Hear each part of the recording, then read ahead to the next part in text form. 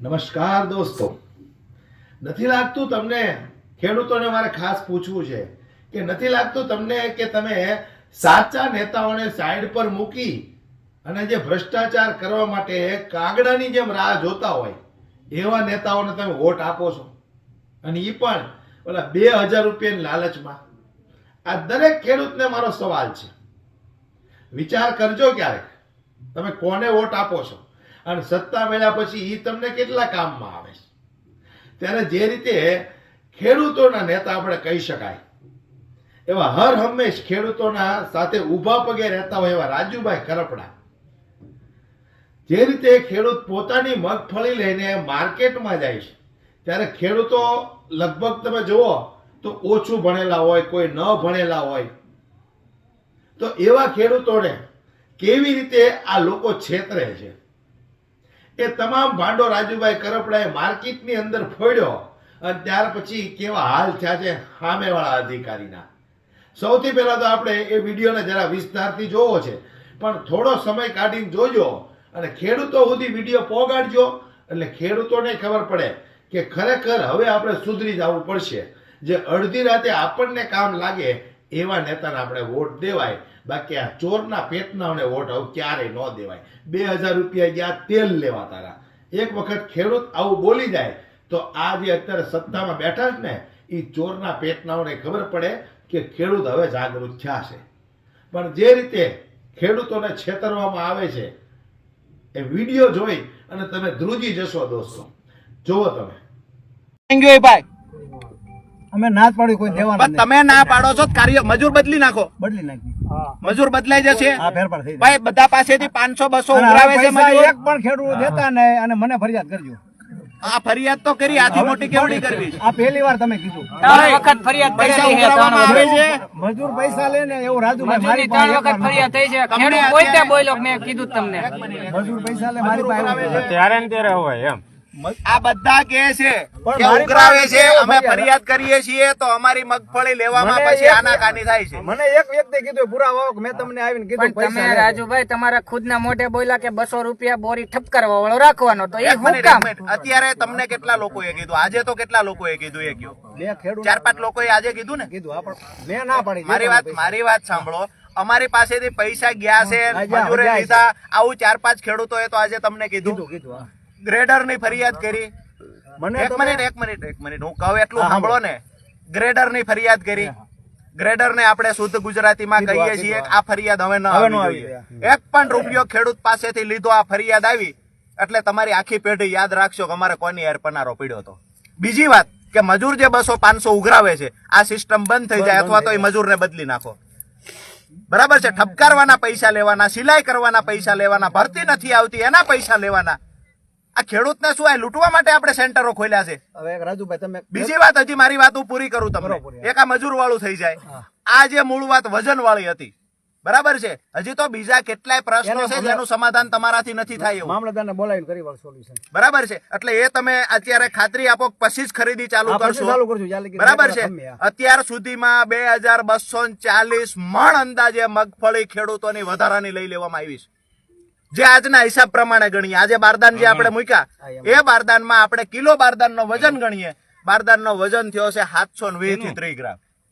હવે 1,60,000 બોરી અહીંથી ખરીદી કરી. તમારું આ જસ્ટ અરે હું કવે સાંભળો, બારદાન આવે ને પાછો ફોન કરે એમ. આવશે એ ભાઈ અહીંયા આવશે. અત્યારે તમે 2 વિટોળા આપ્યા બારદાનના, એ બારદાનનો હિસાબ આપણે કર્યો, ઓછો છો. એમાં ઓછું થયું કે ન થયું? તો હવે ખરીદી જે ચાલુ કરો છો એમાં ફેરફાર તમે કરશું. ફેરફાર કરશો એ ખાતરી આપો હા, છો ને? ખાતરી, હા. તો જ અમે અહીંથી જઈએ. ફેરફાર કરશું આ. ત્યાર પછી જ ખરીદી ચાલુ બીજી કરો. ગાડી આવે ને બીજી ગાડી ત્યારે હું તમને ત્યારે બોલાવીશ. તમે પાછા આવીને એકવાર જોજો, કેમ કે દર ગાડીએ અને બર્તનમાં આ વેરિએશન ભાઈ 50 ક્યાંક ગ્રામ નો 3 આવે. દિવસથી હું અહીં ખર્ચો કરું છું, વારો નથી આવ્યો અહીં ખાવા પીવાનો. ક્યાં ગયા ભાઈ? એના અત્યારે લેવાનો તો આપણે આવ્યા એટલે અત્યારે પણ 3 દી થી બેઠો, એને ખાવા પીવાનો કેટલો ખર્ચો થાય? અહીંયા ઠંડીમાં રાત્રે રોકાવું. સર્વર બંધ મારી કસ્ટમર માંડવી થઈ છે કુલ 28 વીઘાની માંડવી, અને મેં 7.5 લાખનો ખર્ચો કર્યો છે. મારા પૈસા કોઈ ભેગા થવા નથી, બરોબર છે? અને મને 3 દીત્યા મને છે ને નીંદર નથી આવતી ને છાતીમાં એટલો દુખાવો થાય છે, ભગવાન ખોટું બોલ, હું અહીં મરી જવાનો છું. કારણ કે 12 લાખ રૂપિયાનો આવો ખર્ચો કર્યો છે. 12 લાખ રૂપિયા ખર્ચો ખેતીમાં કર્યો છે. આ મારા થેસર વાળા ભાઈ રહ્યા ભાઈ તમારી પાસે મેં 9 વીઘાની સેશનમાં માંડવી કરી મેં તમને કેટલા સૂકવા 35,000 રૂપિયા સૂકવા. હવે મેં આ 1.5 લાખ રૂપિયા તો ખાલી મશીન માંડવી કાઢવાના દીધા. અમે ના પાડું મારે એક છોકરો છે ભગવાનથી, અને જો આ માંડવી મારે નથી જોખાણી ને હું ખોટો ને હું શંભુભાઈ મેઘજીભાઈ પોકા મારું ગામ છે ડોડિયાળા, આ મારે ઠાઠરી નીકળવાની છે. કારણ કે મારે નહીં સાહેબ, કારણ કે મને આ તો અત્યારે તમે આવ્યા ને એટલે આ બધું સોખું થયું. તમે નો આવ્યો હોત ને આ માલ મારો નો જોખાય ને એટલે તોય સોખું થઈ જ જવાનું. કારણ કે હું એટલો આગળ આવી ગયો છું અને મારા બાપા 10 વર્ષ સરપંચમાં ડોડિયાળાની અંદર આખા ગામમાં ડોડિયાળામાં ગમે ને પૂછો 10 વર્ષ સરપંચ કરશે મારા બાપા, કોઈ દિવસ 1 રૂપિયો કોઈને અમે લીધો નથી. પણ આજે મારી પરિસ્થિતિ એટલી એવી છે કે ખરેખર દાબી હતી.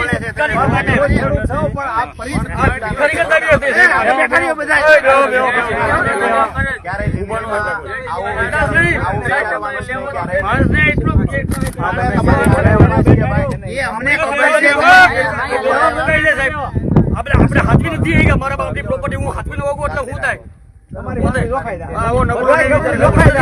આજે ભલે હું કમાઈ ન છું કઈ, મારો પ્રશ્ન એ છે કે હું મારામાં કેવું છે ચાલો ભંગાર છું, આપણા બાપની પ્રોપર્ટી છે તમે હાથવી ન હોવા કોઈ શું છે ને આપણે બાપે બધી પ્રોપર્ટી હાથવી નથી આપતા ને આ એના વિચાર. મને મારો એમ કીધું મારો કઈ રોલ નથી. રાજુભાઈ હેઠા બેહો પાછા બેહો આજે 3 દિવસ સાહેબ મને એક સભ્યનો દુખાવો થઈ છે. માલનું હું એક તો મારી પાસે પડ્યો હતી હવે મારું હું થાય ને એટલી બીક છે બનાવવા પાણી આપો તો ક્યાં છે ભાઈ? પાણી આપો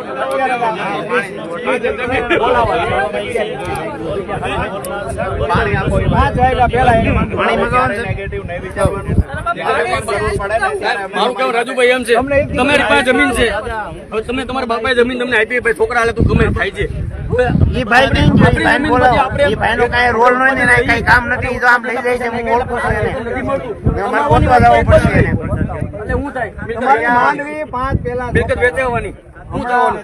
તમારી માંડવી એકત્રિત કરી મારી પાસે હું એટલે આપણે હું કોઈ રાજુભાઈ તમને દોષ નથી દેતો, તમને દોષ નથી હમણાં દેતો. તમારી માંડવી જોખાઈ જાય બે પ્રશ્ન ઈ છે બધાય ખેડૂત કે માલનું જે અરે ડંકાની ચોટ પર જોખવી એ પડે અને આપણા હકની વાત આપણે કરવી એ પડે. જિંદગીમાં ક્યારેય રડવાનું નહીં ભાઈ, બરાબર છે? અને આવા નબળા વિચારે નહીં લાવવાના. અહીંયા બેઠેલા છે એ સેવકો છે, આપણા નોકર છે, આપણા નોકર છે. હમણાં મફત ને ચોખ્ખા એક મગફળી નહીં લઈએ, કેટલા ને સલારો નહીં આવે, ગ્રેડર પૈસા માંગશે. હમણાં ચાલો અહીંયા 700 ગ્રામનો કોથળો કિલો માં ગણવામાં આવશે. કાલે હું આવ્યો ને હું 10,000 રૂપિયા લઈ આવ્યો હતો, આજે હું આ કેટલા લઈ આવ્યો હતો સાહેબ? મને એક ભાઈએ કીધું મને કે 25,000 રૂપિયા લે આમ લઈ લેજો. આ બીજા ભાઈ ઉછીના લઈને લઈ આવ્યો. એટલે શેના માટે ખબર કે બધા પૈસા લે ને આ લે ને આ લે ને ડૂબી મરવું જોઈએ અહીંયા રહેનારા અધિકારીઓએ. ભગવાન છોકર છે અત્યારે કેટલા વાગ્યા અમારા ભાઈ આવાના પૈસા મેં નથી વાપરતો, આ દેવા માટે હું રાખું. એટલે ભગવાન છોકર છે આ 3 વાગ્યા ને અહીંયા સેન્ટરમાં દેવા માટે બહારથી પૈસા લઈને આવ્યા તમે. ડૂબી મરવું જોઈએ અહીંયા રહેનારાઓએ. કારણ કે હું કાલે છે ને 500 છેલ્લી ક્વોલિટીના લોકો અહીંયા ખરીદીમાં બેસે છે. બીજા ભાઈ ઉછીના લઈ લે. તમે શું કરો છો અહીંયા મંડળીના? ખાવા માટે હું હવાનો હું આનાથી હલકી વાત બીજી કઈ હોય? આવડા તો જોવાના. હું જોઉં છું એને પણ આવડા જોઉં અને મારે છે ને પ્રશ્ન ઈ છે બહારથી પૈસા બિચારો નથી 10,000 રૂપિયા દેવા મારા માટે બાપ દાદાની મિલકત છે ને વેચાઈ જાય ને એનો મને દુઃખ છે. ક્યારેય આ માલ જિંદગીમાં નહીં વેચાય ભાઈ. આપણે કમાણી નથી જોતી, આપણે કમાણી નથી જોતી. કમાણી જ લેવાની ખેડૂતોને, કમાણી વગર હકનું જ ખાવાનું છે. અને ભ્રષ્ટાચારને છે ને પાટું મારી ઝડપી દેવાના બધાને. અમારા ગામનો છોકરો એવો તો આ પેલા ઝઘડો કર્યો ને એટલે પછી અમે લોકો કોઈ બોલ્યા નહીં. નીરજભાઈ ને આ બધા એ જરૂર જે હોય આપણે ખબર નથી બહુ, આપણે કોઈ રસ નથી.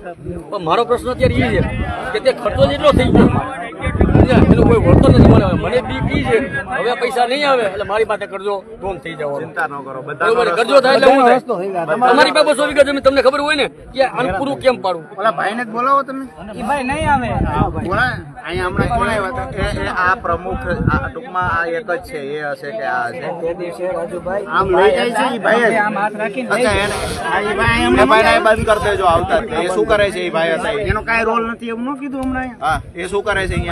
બિનઅધિકૃત આવડો આજ રોલ એનો. બિનઅધિકૃત નહીં રાખવું. બધાયને તમે હવે પૈસા જો ને મને કહેજો ભાઈ આ વ્યક્તિ રાખે છે મને આ તમારા વજન વાળું શું થશે? એનો ફેરફાર થઈ જાય. વજનનો ફેરફાર થઈ જશે. વજનનો ફેરફાર કરી વજનનો ફેરફાર આજથી અત્યારથી કરી હમણાં મામલતદારને ઓકે. બોલાવી મામલતદારને બોલાવી વજનનો ફેરફાર કરો અને કોઈને પેટમાં દુખતું હોય તો પાછો મને ફોન કરો. બરાબર છે? એક મિનિટ, બધા ખેડૂતોને કહીએ છીએ અને હરેક ગામમાં કહી દેજો બધા કે 1 કિલોનું બારદાન જે અત્યાર સુધી 1 કિલોનું બારદાન ગણવામાં આવતું હતું, ઈ બારદાન 250-300 ગ્રામ ઓછા વજનનું થાય છે. એટલે હવેથી ખરીદી અહીંયા જે થાય છે એ ખરીદી કરનારા લોકો કહે છે કે અમે મામલતદારને બોલાવી અને ખરેખર એમાં ખરીદી જે 36 કિલોનું જે બારદાન ભરતા એમાં હવે ફેરફાર કરી અને બારદાનને કિલો નહીં ગણીએ. પણ તમામને એક વિનંતી છે કે કોઈ પણ ખેડૂત સાથે આવા કોઈ પ્રશ્નો ઊભા થાય તો આપણે જ આપણા ખેડૂત ભાઈઓને આજે ફોન કરીને અથવા વિડીયોના માધ્યમથી આ જાણ કરશું. બરાબર છે? તમારા નંબર આપજો. અહીંયા બારદાન એક પણ મજૂરને રૂપિયો આ દેવાનો નવી નથી. ગાડી આવે ને આમાં કોઈને શું થાય, તકલીફ ક્યારેક હોય ને પૈસા બારદાનમાં માંગે વજન તો આવે. અમારો સંપર્ક કરજો, અમને ફોન બે નંબર કરજો. લખજો, મારે લખી લો. બરાબર છે? અહીંયા જ હોય, just. અને ગ્રેડર જે ડંફાસો મારે, એક મિનિટ, ગ્રેડર જે ડંફાસો મારે છે, ગ્રેડર જે પૈસા 2000-4000 ઉઘરાવે છે, આ પૈસા કોઈ પાસે માંગે તોય ફોન કરજો ને ખોટી રીતે મગફળી રિજેક્ટ કરે તોય ફોન કરજો. બરાબર છે? બીજી વસ્તુ, આજે જ વજનમાં ફેરફાર થઈ જશે અને નહીં થાય તો અમે પાછા આવશું. બરાબર? બીજી વસ્તુ, નંબર 2-4 જણા અહીંયા લઈ લ્યો. અરે બોલ્યા બધા બીજી વસ્તુ લઈ લીધો. કે જે મંડળીના પદાધિકારીઓ સિવાયના બીજા લોકો, મને જે મેસેજ અને ફોન થી વાત મળી છે એ તમને કહું છું કે બારોબાર વહીવટ કરવા માટે બીજા જ લોકો હોય. ઈ ક્યારે ઈ લોકોને મંડળીમાં પ્રવેશ બંધ કરાવો. પહેલી વસ્તુ કે અહીંયા સેન્ટરમેન મંડળીના પ્રમુખના દીકરા છે, મંત્રી છે, ગ્રેડર છે, એના સિવાયના જે લોકો બિનઅધિકૃત રીતે અહીંયા મંડળીની જે કઈ સીસીઆઈ ની ખરીદી થાય છે એમાં જે બિનઅધિકૃત રીતે વહીવટો થાય છે એ કોણ કરશે? બહારના લોકો જ કરે છે. લખી નાખો. નંબર બોલો સાહેબ એકવાર. અને એક ઓલા એમાં લખી નાખો ખેડૂત જિલ્લા મંત્રી. ચીઠિયું દે હે પણ ખેડૂત હોય એને નંબર લખતા ન આવડતો, 1.5-2 કલાક બીજા વાટે રખડે. એ ભાઈ લીખ દે, ભાઈ લીખ દે. તમારો માણસ નથી લખ દેતો એને? સાહેબ ટેકનો નિયમ ખેડૂત અભણ છે ખેડૂત તો હું કરવા?